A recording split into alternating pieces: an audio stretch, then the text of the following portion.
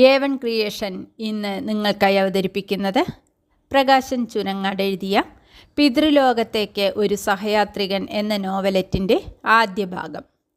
പിതൃലോകത്തേക്ക് ഒരു സഹയാത്രികൻ നോവലറ്റിൻ്റെ ആമുഖത്തിൽ കഥാകാരൻ ഇങ്ങനെ പറയുന്നു: ഇതൊരു കൽപ്പിത കഥയല്ല. എൻ്റെ ഒരടുത്ത ബന്ധുവിന് ഒരു അൽസേഷ്യൻ നായ ഉണ്ടായിരുന്നു. 4 വയസ്സു പ്രായം. നല്ല ആരോഗ്യമുണ്ടായിരുന്നു. വീരു എന്നു വിളിക്കുന്ന അൽസേഷ്യന്. അവന് പ്രിയപ്പെട്ട ഗൃഹനാഥൻ ക്യാൻസർ ബാധിച്ച് മരണപ്പെട്ടു. വീട്ടുവളപ്പിൽ തന്നെയാണ് സംസ്കാരം നടന്നത്. തൻ്റെ കൂട്ടിൽ ആ രംഗം കണ്ടു കിടക്കുകയായിരുന്നു വീരു. പിന്നീട് അവൻ ജലപാനം ചെയ്യുകയോ ആഹാരം വെച്ചുകൊടുത്തത് കഴിക്കുകയോ ചെയ്തില്ല. പരേതൻ്റെ അടിയന്തര ചടങ്ങുകൾ 15-ാം ദിവസം വീട്ടുമുറ്റത്ത് വെച്ചായിരുന്നു. ചടങ്ങ് കഴിഞ്ഞ് അന്ന് വൈകിട്ട് നായ ചത്തു. തൻ്റെ യജമാനോടൊപ്പം അവനും അങ്ങേ ലോകത്തേക്ക് യാത്രയായി. ഈ അവിശ്വസനീയ സംഭവത്തിന് ഞാൻ ദൃക്സാക്ഷിയാണ് എന്ന് കഥാകാരൻ ആമുഖത്തിൽ അറിയിക്കുന്നു. പ്രകാശൻ ചുനങ്ങാടിൻ്റെ പിതൃലോകത്തേക്ക് ഒരു സഹയാത്രികൻ എന്ന നോവലറ്റിൻ്റെ 1-ാം ഭാഗം. ബാലേട്ടൻ മരിച്ചതിൻ്റെ 16-ാം പക്കം ജിമ്മിയും പോയി. അതിരാവിലെ ഉമ്മറവാതിൽ തുറന്ന് മുറ്റത്തേക്ക് ഇറങ്ങിയതാണ് സൗദാമിനി. കുഞ്ഞിലക്ഷ്മി നേരത്തെ എണീറ്റ് മുറ്റം അടിച്ചു വരാൻ തുടങ്ങിയിരിക്കുന്നു. ജിമ്മിയുടെ കൂടിനടുത്തേക്ക് ചെന്നു. എന്നത്തെയും പോലെ അവൻ തെക്കോട്ട് തല ചെരിച്ചു വെച്ച് കിടക്കുകയാണ്. തെക്കേ വളപ്പിൽ ബാലേട്ടനെ ദഹിപ്പിച്ച ഇടം വരെ ചെന്നെത്തുന്നുണ്ട് അവൻ്റെ ദൃഷ്ടി. 4 കാലും നീട്ടിവെച്ച് ചെരിഞ്ഞാണ് അവൻ്റെ കിടത്തം. മുട്ടയും പാലും ചേർത്ത് കുഴച്ച് രാത്രി പാത്രത്തിലിട്ട് കൊടുത്ത ചോറ് അനക്കമില്ലാതിരിക്കുന്നു.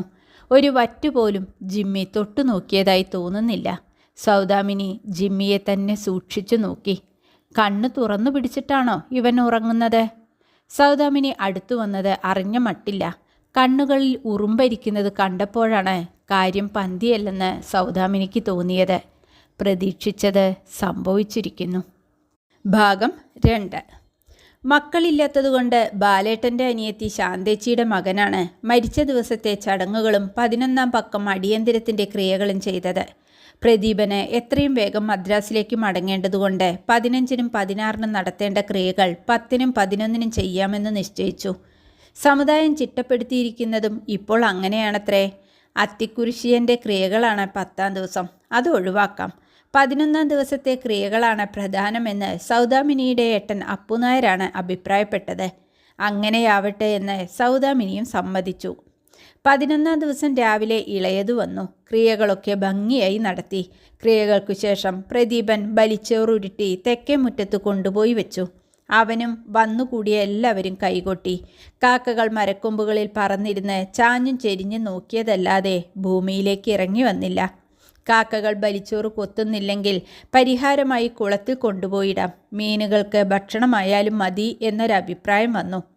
ഉമ്മറത്തെ ചാരുകസേരയിൽ കിടക്കുകയായിരുന്നു അപ്പുവേട്ടൻ. സൗദേ, ഇത്തിരി വെള്ളം നീ കൊടുത്തു നോക്ക്. പ്രദീപൻ്റെ കയ്യിൽ നിന്നും കിണ്ടി വാങ്ങി സൗദാമിനി ബലിച്ചോറിലേക്ക് 3 പ്രാവശ്യം വെള്ളം പകർന്നു.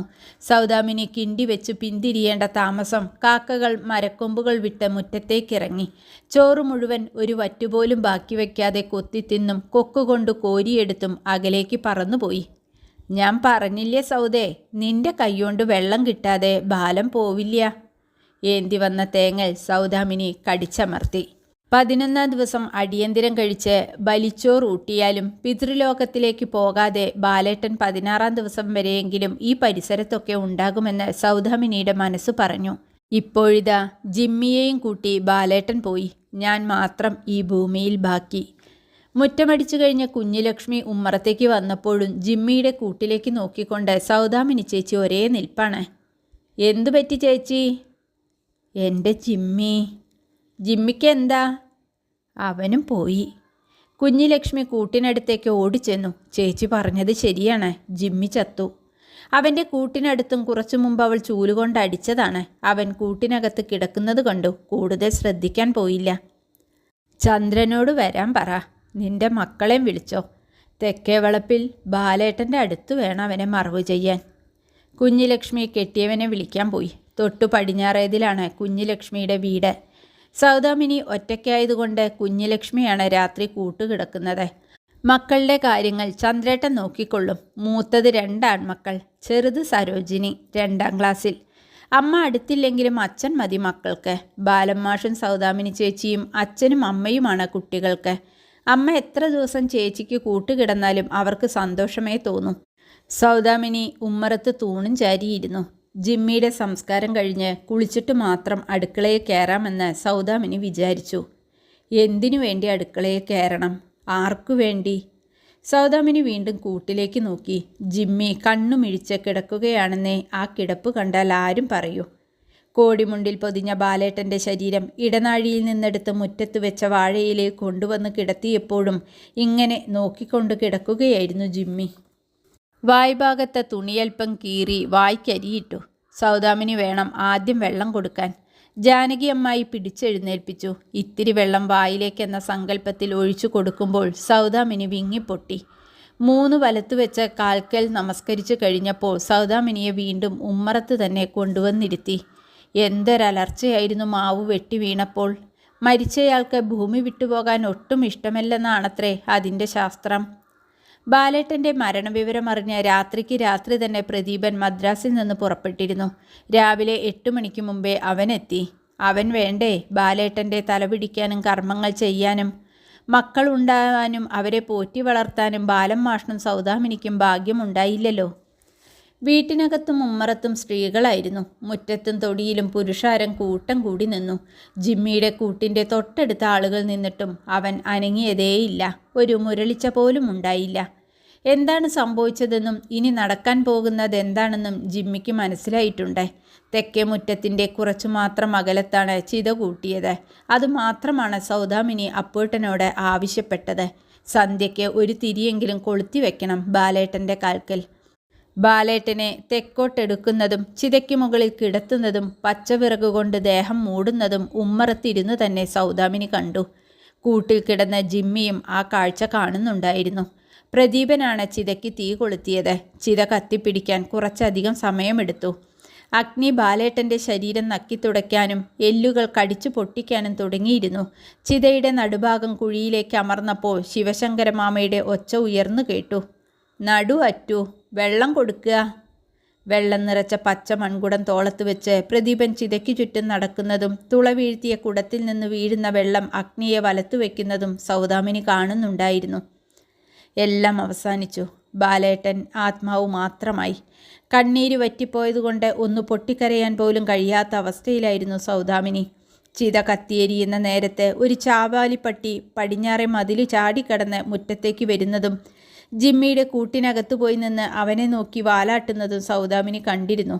അവൻ്റെ സ്വഭാവത്തിന് ഈ പട്ടി തൊടിയിലേക്ക് എത്തി നോക്കുക പോലും ചെയ്യില്ല. ഗേറ്റ് തുറന്നു കിടന്നാലും പട്ടിയോ പൂച്ചയോ ആടോ മാടോ അകത്ത് കിടക്കാൻ ധൈര്യപ്പെടാറില്ല. ഇടി വെട്ടും പോലെയാണ് ജിമ്മിയുടെ കുര. രാത്രി 9 മണി കഴിയും അവനെ തുറന്നുവിടാൻ. വിട്ടാലുടനെ അവൻ ഒരു വട്ടം വീടിനെ വലം വെച്ച് വരും. അതിനുശേഷം 1/4 മണിക്കൂറും നേരം തൊടിയിൽ 4 പുറവും നടക്കും. അപ്പോഴാണ് അവൻ 1ഉം 2ഉം സാധിക്കുന്നത്. വലിയ വളപ്പായതുകൊണ്ട് ചുറ്റുമതിലില്ല, മുള്ളുവേലിയാണ്. എത്ര ശ്രദ്ധിച്ചാലും വേലിക്ക് പഴുതുകൾ ഉണ്ടാവും. എന്നിട്ടും വേലിപ്പഴുതിലൂടെ ഒരിക്കൽ പോലും ജിമ്മി വളപ്പിന് പുറത്തു പോയിട്ടില്ല. ഇന്നേ വരെ അവൻ ആരെയും കടിച്ച അനുഭവമില്ല. അൽസിയേഷൻ കടിക്കാറില്ലെന്നാണ് പറയുന്നുണ്ടെങ്കിലും പരീക്ഷിക്കാൻ നിൽക്കാറില്ല ബാലേട്ടൻ. ഗേറ്റ് പൂട്ടിയതിന് ശേഷമേ രാത്രി ജിമ്മിയെ തുറന്നുവിടൂ. 4-5 മാസം മുമ്പൊരു ദിവസം രാത്രി 12 മണിയായി കാണും. ഉറക്കം പിടിച്ചു വരുന്നു. അപ്പോഴാണ് ജിമ്മിയുടെ കുരയും ഒരു മനുഷ്യൻ്റെ മോങ്ങലും കേട്ടത്. ഉമ്മറമുറ്റത്ത് ഒരുത്തൻ്റെ 2 ചുമലിലും കൈവച്ച് നിൽക്കുകയാണ് ജിമ്മി. ബാലേട്ടൻ ചാടി എഴുന്നേറ്റ് മുറ്റത്തേക്കുള്ള ലൈറ്റിട്ടു. എന്നിട്ടേ വാതിൽ തുറന്നുള്ളൂ. കള്ളിമുണ്ട്, തലേക്കെട്ട്, പിരിയൻ മീശ, കത്തിയാവണം അരയിൽ തിരികെ വെച്ചിരിക്കുന്നു. തണ്ടും തടിയുമുണ്ടാ ചെറുപ്പക്കാരന്. വെളിച്ചപ്പാടിൻ്റെ വാളുപോലെ കിലുകിലുന്നനെ വിറയ്ക്കുകയാണ് കക്ഷി. അവൻ്റെ മൂക്കിനോട് മൂക്ക് മുട്ടിച്ചാണ് ജിമ്മി കുരയ്ക്കുന്നത്. ജിമ്മി വിട്. ബാലേട്ടൻ ഒച്ച വെച്ചപ്പോൾ നല്ല മനസ്സോടെ അല്ലെങ്കിലും അവൻ എതിരാളിയെ വിട്ടുമാറി. ബാലേട്ടൻ തലേക്കെട്ടുകാരൻ്റെ അടുത്തേക്ക് ചെന്നു. സൗദാമിനിക്ക് പേടിയായി. അവൻ അരയിൽ നിന്നും കത്തിയെടുക്കില്ലെന്നും കുത്തില്ലെന്നും എന്താണ് ഉറപ്പ്? അങ്ങനെയൊന്നും സംഭവിക്കാൻ പോകുന്നില്ലെന്നും ബാലൻ മാഷിന് ഉറപ്പായിരുന്നു. കൈയൊന്ന് പൊക്കിയിട്ട് വേണ്ടേ കത്തിയൂരാൻ? അവൻ്റെ ഓരോ ചലനവും ശ്രദ്ധിച്ചുകൊണ്ട് ജിമ്മി കുറച്ചപ്പുറത്ത് നിൽപ്പുണ്ട്. ഇവനെ ഈ നാട്ടിലെങ്ങും കണ്ടിട്ടില്ലല്ലോ എന്ന് അതിശയിക്കുകയായിരുന്നു ബാലൻ മാഷ്. ഇവൻ്റെ കരച്ചിൽ കേട്ട് പിരിച്ചു വെച്ച മീശയ്ക്ക് തന്നെ നാണം തോന്നിയിട്ടുണ്ടാവണം. നീ ആരാ? എന്തിനാ ഇതിനകത്ത് കയറിയത്? ഞാൻ ഇന്നാട്ടുകാരനല്ല സാറേ, കക്കാൻ കയറിയതാ. കൊക്കിൽ ജീവനുള്ള കാലം ഇപ്രദേശത്തേക്ക് വരില്ല സാറേ. എന്നെ വെറുതെ വിടണം സാറേ. ഒരാവശ്യവുമില്ലാതെ ബാലൻ മാഷിന് കള്ളനോട് അലിവ് തോന്നി. പിടിച്ച് പോലീസിൽ ഏൽപ്പിക്കുകയാണ് വേണ്ടത്. ഒന്ന് നീട്ടി വിളിക്കുകയേ വേണ്ടൂ. ചെറുമക്കുടികളിൽ കേൾക്കും. ചന്ദ്രനും അവൻ്റെ ആൾക്കാരും ഓടി വരും. ഫോൺ ചെയ്യേണ്ട താമസം പോലീസ് എത്തും. ചവിട്ടിക്കൂട്ടി അവരെ ജീപ്പിലിട്ട് കൊണ്ടുപോയിക്കോളും. അത് വേണ്ട, പോലീസിൽ ഏൽപ്പിക്കണം. അതാണ് ചെയ്യേണ്ടത്. വേഗം സ്ഥലം വിട്ടോ. ആട്ടെ, എന്ത് മോഷ്ടിക്കാനാ നീ വന്നത്? ചെമ്പ്, ഉരുളി, സ്വർണം, മൊബൈല്, എന്തും കക്കും സാറേ. എന്തിനാണ് അരയിൽ കത്തി? ഒച്ച കേട്ട് വീട്ടുകാർ ഉണർത്ത് വന്നാലോ? പേടിപ്പിക്കാനാ സാറേ. ആയുസിൽ ആരെയും കുത്തിയിട്ടില്ല സാറേ. കള്ളൻ ബാലൻ മാഷിനെ താണു തൊഴുത് അടിവെച്ച് പിന്നാക്കം നടന്നു. അവൻ്റെ ഒരു കണ്ണ് ജിമ്മിയുടെ മേലാണ്. ജിമ്മി ഒന്ന് മുരണ്ടപ്പോൾ അവൻ്റെ നടത്തത്തിൻ്റെ വേഗത കൂടി. ഗേറ്റ് മതിൽ പൊത്തിപ്പിടിച്ചു കയറി അപ്പുറത്തേക്ക് ചാടി ഓടി. വാതിലടയ്ക്കുന്നതിന് മുമ്പ് ബാലേട്ടൻ ജിമ്മിയുടെ തലയും താടിയും തൊട്ട് തടവി. മിടുക്കൻ. ഇടനാഴിയിലാണ് TV വെച്ചിരിക്കുന്നത്. ഉമ്മറത്തെ ചാരുകസേരയിൽ കിടന്നുകൊണ്ട് TV കാണുന്നതാണ് ബാലേട്ടൻ്റെ ശീലം. ചുറ്റിനടപ്പ് കഴിഞ്ഞ് ജിമ്മി നേരെ കോലായിലേക്ക് കയറി വരും. ബാലേട്ടൻ്റെ കസേരയ്ക്ക് തൊട്ടിരിക്കും. ബാലേട്ടനോടൊപ്പം അവനും വാർത്തകളും അനിമൽ കിങ്ഡവും ഡിസ്കവറി ചാനലും കാണുന്നുണ്ടാവും. അടുക്കളയിൽ ഓരോരോ തിരക്കിലാവും സൗദാമിനി. 9:30 ചോറ് വിളമ്പുന്നു. ആ നേരത്താണ് ജിമ്മിക്കും ചോറ് കൊടുക്കുന്നത്. ഉപ്പും മഞ്ഞളും ചേർത്ത് വേവിച്ച മാട്ടിറച്ചി, അല്ലെങ്കിൽ പാലും മുട്ടയും ഏതെങ്കിലും ഒന്ന് ചോറിൽ ചേർത്ത് ഇളക്കിയാണ് അവന് വെച്ചു കൊടുക്കുക. ഊൺമേശയ്ക്ക് താഴെയിരുന്ന് ബാലേട്ടൻ്റെയും സൗദാമിനിയുടെയും ഒപ്പം അവനും ഭക്ഷണം കഴിക്കുന്നു. 10:30 മണിക്ക് ജിമ്മിയുടെ ചൂടിപ്പായും ജമുക്കാളവും ഉമ്മറത്ത് നിവർത്തിയിട്ട് കൊടുക്കും. അവനോട് ഗുഡ് നൈറ്റ് പറഞ്ഞ് ബാലേട്ടനും സൗദാമിനിയും ഉമ്മറവാതിൽ അടയ്ക്കുന്നു. രാത്രി മുഴുവൻ അവൻ്റെ മുരൾച്ച കേൾക്കാം. അനാവശ്യമായി കുരച്ചു ബഹളമുണ്ടാക്കാൻ ജിമ്മിക്ക് ഇഷ്ടമല്ല. അവൻ്റെ അച്ഛനും അമ്മയുമല്ലേ അകത്ത് കിടക്കുന്നത്. അവരുടെ ഉറക്കത്തിന് ഭംഗം വരാതിരിക്കാൻ അവൻ അങ്ങേയറ്റം ശ്രദ്ധിക്കുന്നു. തൊടിയിലെങ്ങാനും ഒരു ഇല അനങ്ങിയാൽ അവനറിയാം. അവൻ ചെവി കൂർപ്പിക്കും. ചപ്പില ഞെരിയുന്നുണ്ടോ? തൊടിയിൽ ആരെങ്കിലും നടക്കുന്നുണ്ടോ? ഗേറ്റിനപ്പുറത്തെ നിഴൽ അനങ്ങുന്നുണ്ടോ? ഇടയ്ക്കൊന്ന് വീട്ടിൻ്റെ ചുറ്റും നടന്നു വരും ജിമ്മി. ഇങ്ങനെ രാത്രി മുഴുവൻ ഉണർന്നിരിക്കുമ്പോഴും ജമുക്കാളത്ത് കിടന്ന് അവൻ സുഖമായി ഉറങ്ങുകയും ചെയ്യും. പ്രകാശൻ ചുനങ്ങാടിൻ്റെ പിതൃലോകത്തേക്ക് ഒരു സഹയാത്രികൻ എന്ന നോവലറ്റിൻ്റെ ആദ്യ ഭാഗം ഇവിടെ അവസാനിക്കുന്നു. നന്ദി.